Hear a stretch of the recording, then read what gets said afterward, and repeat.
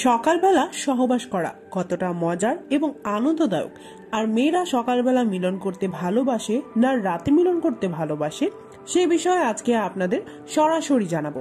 তো দেরি না করে ভিডিওটি না টেনে মনোযোগ দিয়ে পুরো ভিডিওটি দেখুন, আর আমার চ্যানেলটি সাবস্ক্রাইব করতে ভুলবেন না। বলা হয় মর্নিং সহবাস মানে মন ভালো করা সকাল।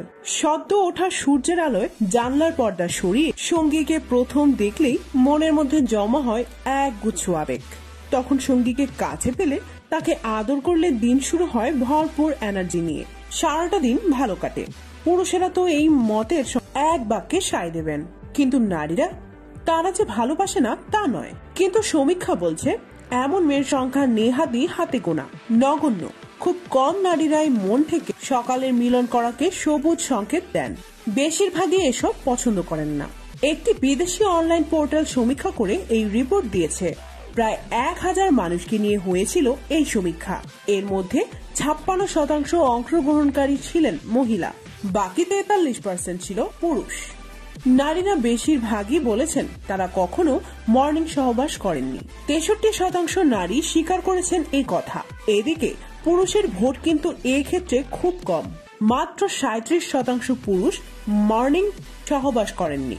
তাদের একটাই বক্তব্য, এতে শুধু সময় নষ্ট হয়। কিন্তু নারীদের কাছে রয়েছে একাধিক যুক্তি। প্রায় 50.7% নারীরা মুডে থাকেন না। 35.6% নারীর কাছে মর্নিং সহবাস মানে সময় নষ্ট, আর 32.9% মনে করেন সকালে তাদের যৌন মিলনের এনার্জি থাকে না। আর যারা বিষয়টি উপভোগ করেন তাদের মতে এই সময় সবচেয়ে ভালো সঙ্গম হয়, তার আমেজই আলাদা। ভাষায় তা বর্ণনা করা যায় না। প্রায় 51% পুরুষের এটাই মত, কিন্তু মতের 20% মহিলা এই মতকে সমর্থন করেছেন। নিত্য তারা মর্নিং সহবাস করেন বলেও জানিয়েছেন। এর অনুভূতি একেবারে আলাদা বলে মত তাদের। সমীক্ষায় দেখা গেছে যেসব দম্পতি নিজেদের সম্পর্ক নিয়ে সম্পূর্ণ সন্তুষ্ট তারাই মর্নিং সহবাস করে বেশি। তুলনায় যাদের সম্পর্কে মিষ্টির থেকে টক ভাবটা বেশি, তারা এসব খুব একটা পছন্দ করে না। তারা চান তাদের প্রেমিক বা স্বামীও যেন খাবার এবং নিজের শরীর নিয়ে একটু সচেতন হয়। সবাই এখন বাহ্যিক আকর্ষণে বিশ্বাসী। নিজেকে সুন্দরী প্রমাণের জন্য কত রকম প্রচেষ্টা করে নিজেকে ঝরঝরে রাখে, কারণ সুন্দর ছিপছিপে ফিগার, লম্বা এবং ফর্সা ছাড়া তাকে যেন ঠিক সুন্দরী বলা যায় না। এমনই মনোভাব তৈরি করেছে সমাজ। পাত্রপাত্রী বিভাগের বিজ্ঞাপনেই তা স্পষ্ট। সম্প্রতি গবেষণা কিন্তু উল্টো কথা বলছে। গবেষকরা জানাচ্ছেন কোন পুরুষ জীবনে সুখী হতে চাইলে অবশ্যই তার মোটা মেয়ে কারণ হিসেবে বলা হচ্ছে। স্বভাবের দিক দিয়ে মোটারা অনেকটা চুপচাপ হন, কারোর সঙ্গে বন্ধুত্ব গড়ে তুলতেও সময় নেন। স্লিম মেয়েদের তুলনায় মোটা মেয়েরা স্বামীদের অনেক অনেক ভালো রাখেন। শুধু তাই নয়, স্বামীর চাহিদা প্রয়োজনও দ্রুত বুঝতে পারেন। পাত্রী চেয়ে বিজ্ঞাপন দেওয়ার আগে কথাটা মনে রাখবেন। বেশিরভাগ ক্ষেত্রে পুরুষেরা মেদহীন শরীরের বউ কামনা করে থাকেন। সহধর্মিণী বা বউ নির্বাচনের ক্ষেত্রে প্রায় প্রত্যেক পুরুষেরই নিজেদের ইচ্ছা বা আলাদা চিন্তাধারা থাকে। সাম্প্রতিক গবেষণায় যা সামনে এসেছে তা শুনলে চমকে যাবে যে কোনো পুরুষ। গবেষণা বলছে জীবনে সুখী হতে হলে অবশ্যই মোটা মেয়েদের বিয়ে করা উচিত পুরুষদের। মোটা মেয়েদের তুলনায় স্বভাবের দিক দিয়ে চিকন শরীরের মেয়েরা অনেকটাই রিজার্ভড হয়। স্বামীর সঙ্গে তারা বন্ধুত্বের সম্পর্ক গড়ে তুলতেও অনেকটা সময় নেয়।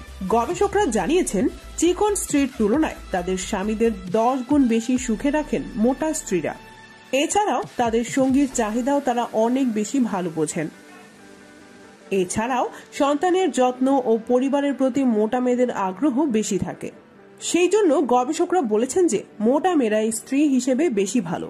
বিয়ের আগে যে বিষয়গুলো জানা জরুরি: বিয়ে সামাজিক ও শরীয়তসম্মত বন্ধুত্ব, মানুষের চরিত্রকে সুন্দর ও নিরাপদ রাখতে, অবৈধ দৃষ্টি থেকে চোখকে হেফাজত করতে এবং লজ্জাস্থানের নিরাপত্তা ও সংরক্ষণে বিয়ের গুরুত্ব অপরিসীম। তাই দেনমোহর ধার্য সাপেক্ষে ইসলাম বিয়েকে সর্বোচ্চ গুরুত্ব দিয়েছে। বিয়ের মাধ্যমেই মুসলিম প্রজন্মের আবির্ভাব।